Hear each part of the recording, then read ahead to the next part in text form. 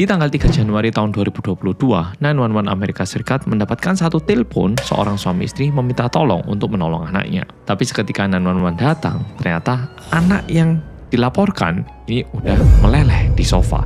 Langsung tak ceritakan. Cerita ini terjadi di Louisiana, tepatnya di Amerika Serikat, di sebuah keluarga bermarga Fletcher. Si ayah bernama Clay Fletcher, si ibu bernama Sheila Fletcher, dan mereka berdua memiliki seorang anak putri bernama Lacey Ellen Fletcher yang lahir di tanggal 25 November tahun 1985. Dari kecil, Lacey ini memang udah didiagnosa menderita autisme, dan pas kecil dia itu sempat masuk ke sekolah biasa.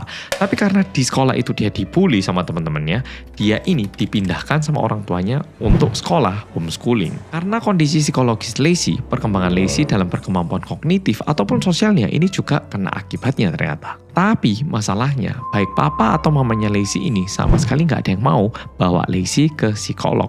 Sehingga selama bertahun-tahun Lacey ini dibiarkan seperti anak normal pada umumnya. Jadi tidak mendapatkan bantuan yang seharusnya dibutuhkan. Dan kalau papa mamanya pergi kerja, Lacey ini beneran ditinggal di rumahnya dengan makanan, dan Lacey dibiarkan untuk nonton TV dan duduk di atas sofa di dalam rumah mereka. Dan karena selama bertahun-tahun seperti itu, sampai puncaknya pas Lacey berusia 24 tahun, kesehatan fisiknya Lacey ini juga mulai memburuk, sehingga untuk bergerak pun dia ini membutuhkan bantuan. Sedangkan sebaliknya, mama dan papanya Lacey itu udah bisa dibilang semakin gak peduli sama putrinya sendiri. Dan mulai saat itu, mama dan papanya ini bahkan meninggalkan satu handuk dan juga ember buat Lacey, biar Lacey itu setelah buang air besar dan juga pipis itu bisa membersihkan sendiri, karena kesehariannya Lacey itu memang beneran tiduran di sofa sambil nonton TV, nunggu mama dan papanya pulang. Dan selama berhari-hari, Lacey itu beneran dibiarin kayak gitu, termasuk di saat hari libur nasional ataupun tanggal merah, mama dan papanya itu justru pergi liburan sendiri berdua gitu,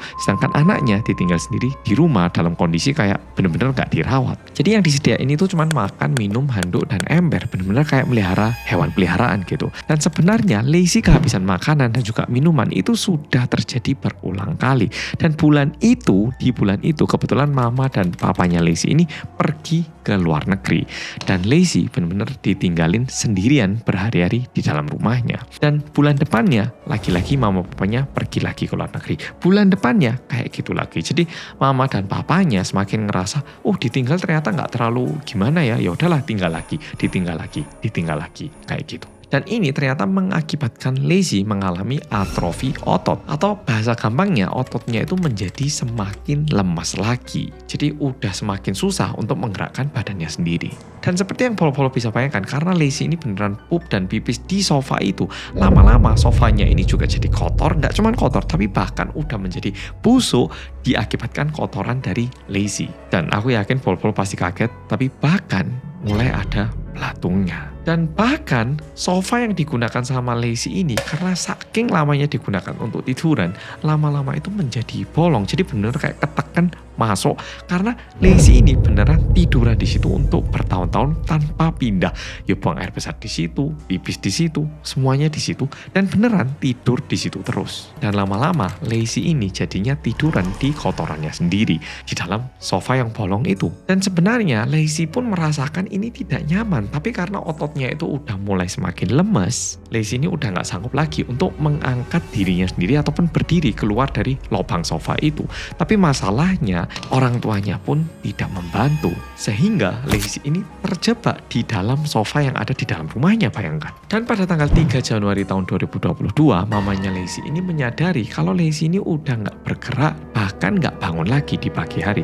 Jadi di pagi hari itu dia merem terus. Dan waktu dicek sama mamanya itu baru nyadar kalau Lacey ini udah tidak bernafas, dan baru dilaporkan ke 911 untuk meminta bantuan. Dan pas 911 keluar, yang mereka temukan adalah jasad Lacey yang udah menyatu sama bantal sofa dan dudukan yang ada di sofa itu. Jadi bisa dibilang udah nyatu gitu. Dan tentunya baunya itu udah sangat-sangat buruk, dan pemandangannya itu bisa dibilang bukan lagi corok, tapi udah ngeri.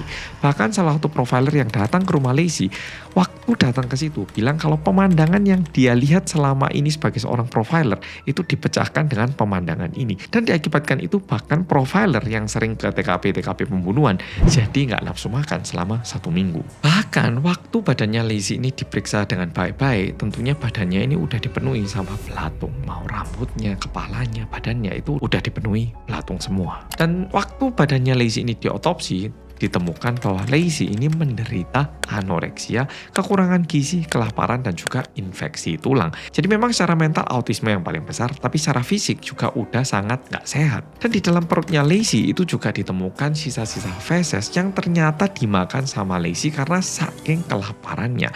Dan fesesnya ini juga ditemukan di bawah kuku-kukunya. Jadi saking laparnya dia itu megang tahinya sendiri dan dimakan sendiri untuk mengenyangkan. Wow, aku sambil ceritanya nggak kuat bayangkan. Jadi memang bisa dibilang jorok, tapi bisa dibilang itu usaha terbesar yang bisa dia lakukan untuk menyelamatkan dirinya sendiri. Dan saat itu Lacey itu berat badannya udah 96 pound atau sekitar 44 kilo. Dan tentunya diakibatkan ini orang tuanya Lacey juga mendapatkan pemeriksaan. Dan di saat orang tuanya ini dimintai keterangan dan juga interogasi, orang tuanya Lacey itu malah bilang kalau Lacey sendiri yang mau hidup ditinggal dan didiemin selama 12 tahun terakhir. Jadi bukannya menyalahkan diri mereka, tapi menyalahkan putrinya yang meninggal dan bilang kalau putrinya yang mau hidup kayak gitu katanya. Dan mau gimana pun tentunya ini nggak masuk akal karena mana ada manusia yang pengen makan kotorannya sendiri, atau tentunya ini merupakan sebuah penyiksaan. Dokter forensik yang mengotopsi Lacey juga bilang bahwa ini adalah salah satu pembunuhan tidak langsung yang paling parah yang pernah dia lihat, tentunya di antara yang diakibatkan kelalaian orang tua. Dan pada bulan Mei tahun 2022,